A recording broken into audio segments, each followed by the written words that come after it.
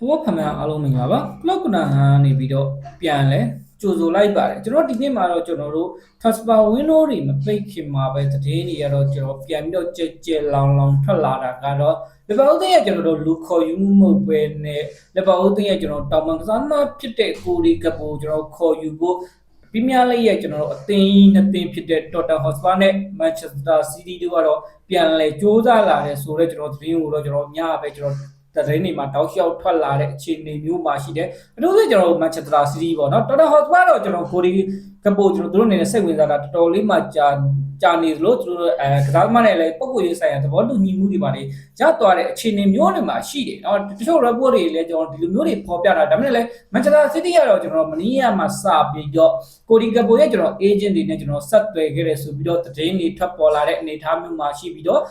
Manchester City ရဲ့တိုက်စစ်ပိုင်းအတွက်ကျွန်တော်ကိုဒီကပိုတော့ Manchester City တင်းနေနဲ့ကျွန်တော်ခေါ်ယူခြင်းနဲ့ဆိုပြီးတော့သတင်းတွေတောက်လျှောက်ထွက်လာတဲ့အခြေအနေမျိုးမှာတော်တော်လေးမှစိတ်ဝင်စားဖို့ကောင်းပါတယ်တစ်ဖက်မှာဒီချိန်မှာကျွန်တော်တို့နေရတကယ်လို့ကိုဒီကပိုအနေနဲ့ပြောင်းရွှေ့မယ်ဆိုရင်သူတို့ရွေးချယ်စရာကတော့များသွားသလိုဒီပေါင်းစင်းတက်လာဒီချိန်မှာပို့ပြီးတော့ဘယ်လိုပြောမလဲဈေးတောင်းအောင်ကောင်းသွားတဲ့အနေအထားမျိုးကျွန်တော်ကတော့ရှိသွားတဲ့အနေအထားမျိုးကိုဒီကပိုနဲ့ကျွန်တော်ရှေ့ပွဲစဉ်မှာလည်းဂိုးတွေပါတယ်ရလဲတွင်းထားတယ်ပြီးရင်ကျွန်တော်တို့Tottenham Hotspur လည်းသူ့တအားလိုချင်နေတဲ့အနေအထားမျိုးမှာရှိတယ်အခုချိန်မှာတစ်ဖက်က Manchester City လိုမျိုးငွေ3ကျပ်နဲ့အသင်းရလဲပြန်လဲဝင်ရောက်လာတဲ့အနေအထားမျိုးရှိတယ်ကိုရီကပိုသူတို့အနေနဲ့တောင်ပန်ကစားသမားတယောက်လိုချင်တဲ့ရှစ်ပွဲစဉ်မှာတော့ကျွန်တော်စီမီညိုတို့အနေနဲ့အဲ့ဒီဘယ်ချမ်းကိုထွက်ပြီးတော့ကစားတာတိတ်တော့ကျွန်တော်တို့အဆင်မပြေဘူးဒိုကူမရှိတဲ့အနေအထားမျိုးဖြစ်တဲ့အတွက်ကြောင့် Manchester City ရဲ့တိုက်စစ်ပိုင်းမှာဆိုရင်တော့ထပ်ပြီးတော့ကျွန်တော်တို့အားဖြည့်ဖို့လုံနေတဲ့အနေအထားမျိုးမှာရှိတယ်ဒီချိန်မှာကျွန်တော် Manchester City ကဘယ်လိုဖြစ်လဲဆိုတော့လောလောဆယ်မှာတော့ကျွန်တော်တို့လီဗာပူးအသင်းဘက်ကိုတော့သူတို့နေမှာဆက်သွယ်ထားခြင်းနဲ့ဆက်သွယ်ထားတဲ့အနေအထားမျိုးမှာမရှိဘူးကိုရီကပိုရဲ့ agent တွေနဲ့ပဲအယူဆုံးဆက်သွယ်ဆွေးနွေးနေတဲ့အနေအထားမျိုးမှာရှိတယ်ဆိုပြီးတော့ Sky Sport တို့ရော Fabrizio Romano တို့ကလည်းကျွန်တော်တရားဝင်ဖော်ပြလာတဲ့အနေအထားမျိုးဖြစ်တဲ့အတွက်ကြောင့်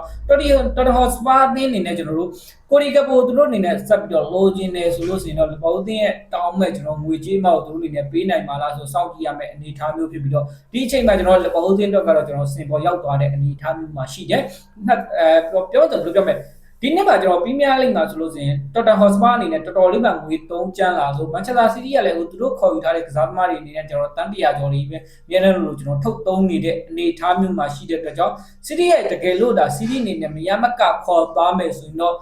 ့လီဗာပူးအသင်းအတွက်ကတော့ဝက်တာစရာအနေထားမျိုးကျွန်တော်တစ်ဖက်က PSG တော့ဖြစ်လာဒီ PSG ပဲစိတ်ထဲလာဆွဲနေတယ်ဘယ်လိုပြောမလဲ Tottenham Hotspur နဲ့ကျွန်တော်တို့ Manchester City တို့ကအပြိုင်ဈေးခေါ်ပြီးတော့ခေါ်သွားမယ့်အနေအထားမျိုးမှာရှိတယ်ဒီချိန်မှာလီဗာပူးအသင်းအနေနဲ့ကျွန်တော်ကိုရီကပူရဲ့ပြောင်းရွှေ့ခြင်းကိုတော့ပထမကျွန်တော်ပေါင်တန်း80 80လောက်သတ်မှတ်ထားပြီးမယ်ဒီချိန်မှာတက်ပြီးတော့သတ်မှတ်လိုက်တာတော့ပေါင်တန်း100ကျော်ပေးနိုင်မယ်ဆိုလို့ဆိုရင်တော့ကိုရီကပူကျွန်တော်တို့ကြောင်းချသွားမယ့်အနေအထားမျိုးမှာရှိတယ်ဆိုပြီးတော့လီဗာပူးအသင်းဘက်ကနေတော့ပြန်တော့သတင်းထွက်လာတဲ့အနေအထားမျိုးပါဒါမဲ့အလုံးသိကြတဲ့အတိုင်းလေပေါင်းသေးရကျွန်တော်တောင်ပန်မှာဆိုလို့ကျွန်တော်တို့များလိုအချက်တွေရှိနေသေးတဲ့အနေအထားမျိုးပါအထူးသဖြင့်မိုဟမက်ဆာလာနေအောင်လဲကျွန်တော်တို့အနေနဲ့မဖြည့်တင်းနိုင်တဲ့အနေအထားမျိုးရှိတဲ့အတွက်ကြောင့်ဒီဘောက်ဘက်ကတော့ကျွန်တော်ဝင်ကအစ်2ယောက်ခေါ်ယူနိုင်မှသာကျွန်တော်ပိုလီကပူရောင်းချဖို့စဉ်းစားမယ်ဆိုတဲ့အခြေအနေမျိုးတွေကျွန်တော်အခုချိန်မှာဖြစ်လာတဲ့အနေအထားမျိုးပါဘယ်လိုပြောမလဲPSGတင်းရဲ့ကျွန်တော်ဘာကိုလာလေဘောက်တင်းရဲ့ကျွန်တော်ပထမဦးဆုံးဦးစားပေးပြမှဖြစ်လို့ပြီးလို့ဆိုရင်ကျွန်တော်တို့Brighton ရဲ့ကျွန်တော်တို့ Minter ပေါ့နော် Minter ကလည်းကျွန်တော်တို့တန်း80လောက်သူ့ဟိုလိုချင်နေတဲ့အနေအထားမျိုးမှာရှိပြီးတော့ကစားသမားအနေနဲ့လည်းဘောက်တင်းရောက်လာမယ်ဆိုရင်ချက်ချင်းကစားနိုင်မှာမဟုတ်ဘဲနဲ့ကျွန်တော်တို့အနေနဲ့စေးကူပေးရမယ့်အနေအထားမျိုးမှာရှိတယ်တလားကျော်2လားလောက်ကျွန်တော် Minter ကိုကျွန်တော်အနေနဲ့စေးကူရမယ့်အခြေအနေမျိုးပါဒါပေမဲ့ဘောက်တင်းအနေနဲ့ပါဖြစ်လို့ Minter ကိုတောက်လျှောက်ကျွန်တော်စိတ်ဝင်စားနေတယ်ဆိုတဲ့အနေအထားမျိုးမှာအနေအထားမျိုးရှိလေလို့ကျွန်တော်တို့တိတ်တော့မသိဘူးအတော့ကျွန်တော်တို့တစ်ဖက်က AC Milan မှာเนาะ AC Milan မှာရှိတဲ့ကျွန်တော်Rio တော့เนาะ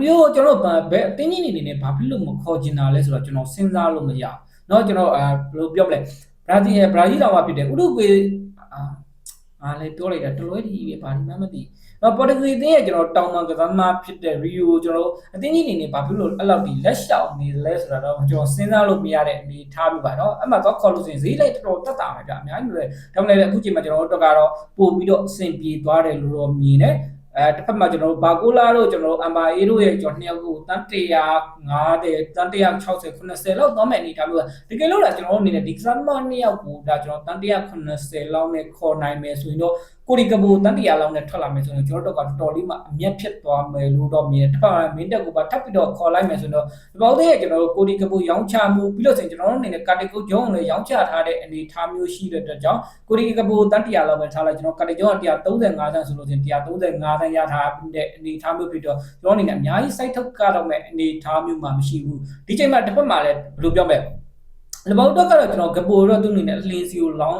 ဘယ်လိုပြောမလဲအလင်းစီကိုရောင်းချမဲ့အနေထားမျိုးမှမရှိဘူးဗျာဘာလို့လဲကျွန်တော်အနေနဲ့တိုက်စစ်ပိုင်းမှာတော်တော်လေးမှအားနေနေတဲ့အနေထားမျိုးပါကစားသမားတော့မှဝယ်ပြီးတော့မဖြစ်ပါဘူးဆိုတော့ရှိတဲ့ကစားသမားတော့ရောင်းချဖို့ဆိုလို့ဆိုရင်နီးပြဖြစ်တဲ့အီလာအိုလာကိုတော့ကျွန်တော်အနေနဲ့ဘယ်လိုပြောမလဲတိုက်စစ်မပါဘဲကျွန်တော်ကစားပွဲတွေကိုကစားခိုင်းရမယ့်အနေထားမျိုးပဲဒါပေမဲ့ဒီချိန်မှာပို့ပြီးတော့အဆင်ပြေသွားမယ်ပေါ့နော်ကိုဒီကပိုတာတကယ်လို့ဒါလည်းဘောင်းနေရနေတော့မချလာစီတီဖြစ်ဖြစ်တော်တန်ဟော့စပါဖြစ်ဖြစ်ထွက်ခွာသွားမယ်ဆိုရင်တော့ဗီဒီယိုတော့ကတော့တော်တော်လေးမှပုံတော့အခွင့်အရေးများသွားမယ်လို့မြင်တယ်ဗီတာမွန်းလို့ညာချမ်းထားလိုက်ဗီဒီယိုကျွန်တော်အနေနဲ့ကိုဒီကပိုလက်ချမ်းမှာပြန်ပြီးတော့ထားလိုက်ပြီးတော့လက်စနာအစ်စနယ်ဆိုရင်တော့ပို့ပြီးတော့အဆင်ပြေသွားမယ်လို့မြင်တယ်ဒါပေမဲ့လည်းကျွန်တော်တို့နေတဲ့ဝင်ကနှစ်ယောက်ကိုတရားဝင်ခေါ်ယူနိုင်မှတာကိုဒီကဘူတော့လက်လွတ်မဲ့အနေထားမျိုးမှာရှိတယ်။လောဆယ်မှာတော့လဘောက်တင်းရဲ့ကျွန်တော်တို့စကွက်မှာလည်းကျွန်တော်ကိုဒီကဘူဒီနဲ့ကျွန်တော်တို့ရှေ့ပွဲစဉ်မှာလည်းရှေ့သွမ်းတွေပြသပြီးတော့တွင်းကိုတွေပါလည်းတွင်းထားနိုင်တဲ့အနေထားမျိုးဖြစ်တဲ့အတွက်ကြောင့်ကိုဒီကဘူတော့လဘောက်တင်းအနေနဲ့ဝင်ကနှစ်ယောက်ရောက်မှကဘူတော့ကျွန်တော်ရောင်းချသွားမဲ့အနေထားမျိုးပ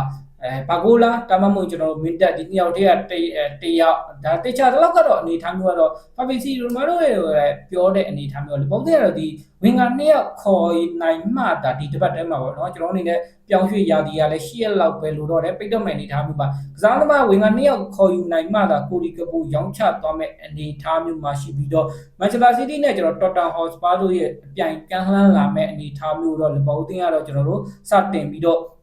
စဉ်းစားမယ်ဆိုပြီးတော့ပြောလာတဲ့အနေအထားမျိုးလောလောဆယ်မှာတော့စီးတင်ကတော့တောက်လျှောက်သတင်းတွေကတော့သတင်းတော်တော်များများထွက်လာပြီဒီဘောက်တင်ရဲ့ကျွန်တော်တောင်ပန်ကစားဖြစ်တဲ့ကိုဒီကဘူခေါ်ခြင်းတွေသူတို့တစ်ဖက်ကကျွန်တော်တို့ဒီချိန်မှာစိတ်ပူစရာတော်တော်ဟော့စပါပေါ့နော်စပါနဲ့လည်းသူတို့အနေနဲ့ဘယ်လိုပြောမလဲ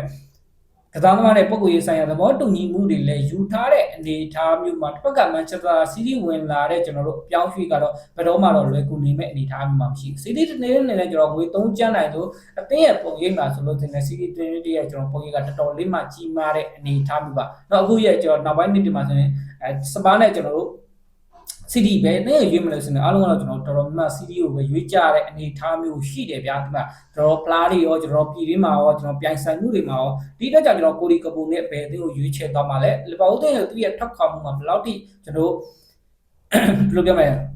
အကောင်းဆုံးကျွန်တော်အားကိုသွားရမလဲဆိုတော့စောင့်ကြည့်ရမယ်အနေအထားမျိုးပါလီဗာပူးအသင်းရဲ့ကျွန်တော်2025 2024 2025ပရီးမီးယားလိချန်ပီယံဖြစ်ခဲ့တဲ့လူစင်းရတော့တဖြည်းဖြည်းနဲ့ကျွန်တော်ကုန်ဆုံးလာပါပြီအရင်ဦးဆုံးအနေနဲ့လူဝစ်ဒီရဲ့ကျွန်တော်တို့အနေနဲ့ပြီးလို့ဆိုရင်တာဝန်နူးနဲ့တို့ကျွန်တော်ထွက်တယ်နောက်ပိုင်းမိုဟာမက်ဆာလာထွက်တယ်အခုဆိုရင်လည်းကျွန်တော်လက်စနာအာနိုပြီးတော့ကိုနတေးပြီးတော့ကျွန်တော်အန်ဒီရောဘတ်ဆန်ကွင်းလယ်မှာဆိုရင်လည်းကျွန်တော်ဒီကွင်းလယ်တော့ကတော့ကျန်ခဲ့သေးတယ်ပေါ့နော်လစ်ဆာပြီးတော့ဂရာမက်ဒူနစ်ဆူဘူတိုင်းဒီ၃ယောက်ပဲကျန်ပြီးတော့တက်စစ်နဲ့ကျွန်တော်နောက်တန်းတော်တော်များများတော့ကျွန်တော်တို့ချန်ပီယံဖြစ်ပရီးမီးယားလိချန်ပီယံဖြစ်ခဲ့တဲ့ကစားသမားတော့တော်တော်လေးမှနဲသွားတဲ့အခြေအနေမျိုးမှာရှိပြီးတော့ကိုဒီကဘွေရဲ့အပြောင်းရွှေ့ရကျွန်တော်ဘယ်ကိုသွားမှာလဲတော်တော်ဟော့စပါလာမန်ချက်စတာစီးတီးလာဒီချိန်မှာလီဗာပူးတင်ရဲ့ကျွန်တော်တို့ဝင်ကနှစ်ယောက်အစ်စ်မခေါ်မချင်းမှာတော့ဒီချက်လောက်ကတော့ကိုဒီကဘိုတော့ထွက်ခွာမဲ့အနေအထားမျိုးမှမရှိဘဲနဲ့ကိုဒီကဘိုကလည်းကျွန်တော်တို့လီဗာပူးတင်ရဲ့ကျွန်တော်တို့ကစားသမားတစ်ခေါ်ယူရမှာဒါသူအနေနဲ့ထွက်မဲ့အနေအထားမျိုးမှရှိပြီးတော့တခြားတင်းမျိုးတော့သူအနေနဲ့လောဆယ်မှာတော့ဆွေးနွေးနေတဲ့အနေအထားမျိုးမှရှိတယ်စပါတော့ကတော့ဒီချိန်မှာတော့မလွယ်ကူဘူးလို့တော့မြင်တယ်ဒါမှမဟုတ်လည်းကစားသမားအနေနဲ့ကိုဒီကပိုအနေနဲ့ကျွန်တော်တို့မန်ချက်စတာစီးတီးကနေကြော်ပြီးတော့တော်တန်ဟော့စပါကိုရွေးချယ်သွားလို့ဆိုရင်တော့စီးတီးတော့ကတော့ကျွန်တော်တို့ဘာမှကျွန်တော်ကစားသမားရဲ့ကျွန်တော်ပုဂ္ဂိုလ်ရေးဆိုင်ရာရဲ့အချက်လက်တွေဖြစ်တဲ့အတွက်ကြောင့်သူရဲ့စိတ်ခံစားချက်အတိုင်းအသင်းကိုပြောင်းသွားမယ်လို့တော့ကျွန်တော်မြင်တယ်ထို့အတွက်ကျွန်တော်စပါးတာကျွန်တော်ပြောင်းသွားမယ်ဆိုရင်တော့ကိုဒီကပူတော့ကပို့ပြီးတော့အဆင်ပြေမယ်လို့မြင်တယ်ဘာဖြစ်လို့ဆိုရင်အန်ဒီရောဘတ်ဆန်လည်းရှိနေတဲ့အနေအထားမျိုးဖြစ်တဲ့အတွက်ကြောင့်မန်ချက်စတာစီးတီးဆိုရင်တော့သူ့အနေနဲ့အစိမ့်သက်သွားရမယ်တစ်ဖက်မှာဆိုတော့ကျွန်တော်တို့အသင်းပေါ်ဟောင်းရှိနေတဲ့အတွက်ကြောင့်ကိုဒီကပူအနေနဲ့ဘယ်ကိုရွေးချယ်မှာလဲလီဗာပူးရဲ့ကျွန်တော်တို့တောင်ပန်ကျွန်တော်တို့လူခေါ်ယူမှုအမ်ဘာအေတို့ နောက်ပြီးလို့ဆိုရင်ကျွန်တော်ဘာကိုလာတို့အထူးသဖြင့်ဘာကိုလာပေါ့နော်ဘာကိုလာတို့တော့ကျွန်တော်တို့ဒီအပြောင်းရွှေ့ရာဒီ transfer window မပိတ်ခင်တော့ရခေါ်ယူသွားမဲ့အနေအထားမျိုးမှာရှိပြီးတော့ကိုရီကပိုတော့ဒီကစားသမားတောင်ကစားသမား2ယောက်ရမှာဒီဘောက်တင်ဘက်ကတော့ပြန်လဲရောင်းချသွားမှာဖြစ်ပါတယ်ဒီနေ့ဗီဒီယိုလေးကတော့ဒီလောက်ပါတယ်လာရောက်ကြည့်ရှုပေးတဲ့ညီကိုတယောက်ချင်းတိုင်းကျေးဇူးအများကြီးတင်ပါတယ်ကျွန်တော်နောက်ဗီဒီယိုလေးမှာပြန်လည်ဆုံလို့ကြတော့ဗျာ